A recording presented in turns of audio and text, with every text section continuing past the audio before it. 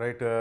బేగంపేట ప్రజాభవన్ వద్ద ప్రమాదంలో కొత్త కోణం వెలుగు చూస్తుంది. ప్రమాదానికి కారణంగా మాజీ ఎమ్మెల్యేను గుర్తించారు. అలాగే షకీల్ కొడుకు షాహిల్గా గుర్తించారు. నిర్లక్ష్యం వహించిన ఇన్స్పెక్టర్ను కూడా సస్పెండ్ చేశారు. అయితే మాజీ ఎమ్మెల్యే షకీల్ కొడుకు షాహిల్ పరారులో ఉన్నట్టు తెలుస్తోంది. అతని కోసం గాలింపు చర్యలు చేపట్టారు. అటు మరోవైపు పక్కదారి పట్టించేందుకు ఈ కేసును ప్రయత్నిస్తున్నట్టు తెలుస్తోంది. పని మనిషి కారు నడిపినట్లు ఈ కేసులో ఆయన ఇరికించినట్టు తెలుస్తోంది. దీనికి సంబంధించి మన అప్డేట్స్ మా క్రైమ్ బ్యూరో చీఫ్ కృష్ణ తెలుసుకుందాం. కృష్ణ, ఏంటి ఈ కేసు అప్డేట్స్ ఏంటి?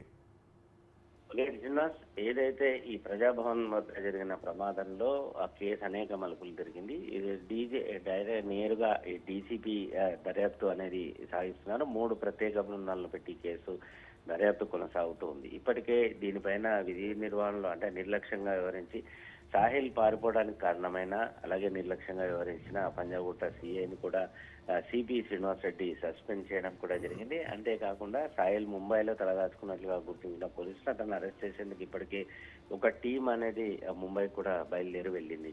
ఈ కేసులో ప్రధానంగా ఆ రోజు సాహిల్ పట్టుబడ్డం, ఆ తర్వాత అతనితో పాటు 3 అమ్మాయిలు కూడా ఆ సమయంలో ఉన్నారు.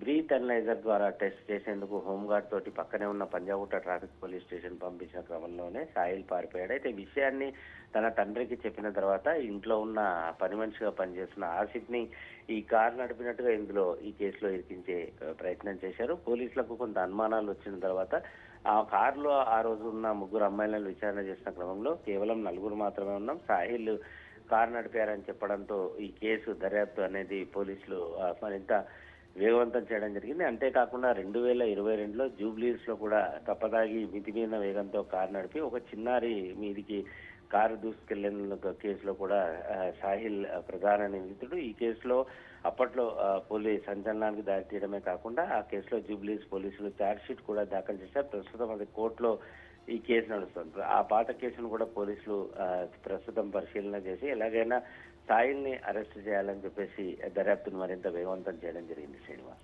Thank you Krishna.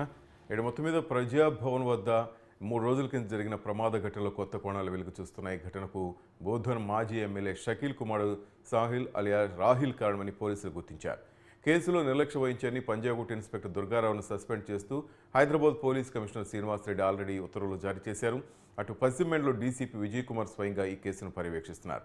ఈ నెల 23 అర్ధరాత్రి దాటాక 3 యువకులను కారులో ఎక్కించుకుని బోధన్ మాజీ ఎమ్మెల్యే షకీల్ తనయుడు సాహిల్ అతివేగంతో కారు నడుపుతూ ప్రజాభవన్ వద్ద ట్రాఫిక్ బారికేడ్ను బలంగా ఢీకొట్టాడు.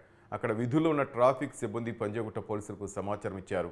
కారుతో సహా ప్రధాన నిందితుడు సాహిల్ 3 యువతులను ఠాణాలు అప్పగించారు. అయితే బ్రీత్ అనలైజర్ ట్రాఫిక్ పోలీసుల వద్ద ఉండడంతో రాత్రి విధుల్లో ఉన్న ఇన్స్పెక్టర్ దుర్గారావు నిందితుడు సాహిల్ను హోంగార్డుకు అప్పగించి డ్రంక్ అండ్ డ్రైవ్ పరీక్షకు పంపారు.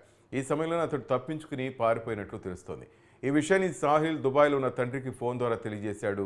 షకీల్ సూచనతో అనుచరులు సాహిల్ను తప్పించి ఆదివారం తెల్లజామున వారి పని మనిషి అబ్దుల్ ఆసిఫ్ను పంజాగుట్ట ఠాణాకు తీసుకెళ్లారు. తానే కారు నడిపినట్లు అతడితో చెప్పించారు. దీంతో అతడిపై కేసు నమోదు చేశారు.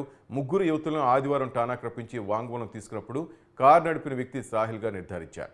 బేగంపేట పంజాగుట్ట పోలీస్ స్టేషన్ పరిధిలోని సీసీ కెమెరాల ఫుటేజ్ను కూడా సేకరించారు. మొత్తం మీద ఈ బారికేడ్ను ఢీకొన్న ఘటనలో మాజీ ఎమ్మెల్యే షకీల్ కుమారుడు సోహైలే ప్రధాన నిందితుడిని పశ్చిమ మండల డీసీపీ విజయ్ కుమార్ తెలిపారు. దర్యాప్తును పక్కదారి పట్టించేందుకు పని మనిషిని ఠాణాకు పంపారని, సాంకేతిక ఆధారాలు సేకరించాక అసలు విషయం వెలుగు చూసింది. నేరాన్ని అంగీకరించిన వ్యక్తిని అరెస్ట్ చేసి రిమాండ్కు తరలిస్తాం, పరారీలో ఉన్న నిందితుడి కోసం గాలిస్తున్నామన్నారు. గతేడాది మార్చిలో కూడా జూబ్లీహిల్స్ కార్ ఢీకుల్ని ఓ చిన్నారి మృతి చెందిన ఘటనలో ఛార్జ్షీట్ దాఖలు చేశాం. ఆ కేసులోనూ సాహిల్ పాత్రపై ఆరోపణల నేపథ్యంలో మరోసారి ఆ కేసు వివరాలు కూడా సేకరిస్తామని డీసీపీ తెలిపారు.